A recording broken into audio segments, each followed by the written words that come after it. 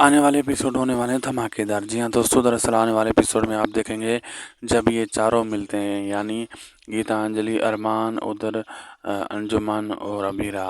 और अंजुमन कहता है कि मैं अभीरा का दोस्त हूँ, और अभीरा कहती है अंजुमन को ये गीतांजलि अरमान की मंगेतर है। और दोनों चारों वहीं पे होते हैं, लेकिन वो जब जाने लगते हैं तो अंजुमन जी कहते हैं कि बाहर बहुत ज़्यादा बरसात हो रही है, हम नहीं जा सकते, अभी फ़िलहाल यहाँ से थोड़ा रुकना होगा। तो अरमान को अभीरा कहती है कि तुम बहुत बड़ी गलती कर रहे हो, लेकिन अरमान कहता है नहीं, मैं कोई गलती नहीं कर रहा।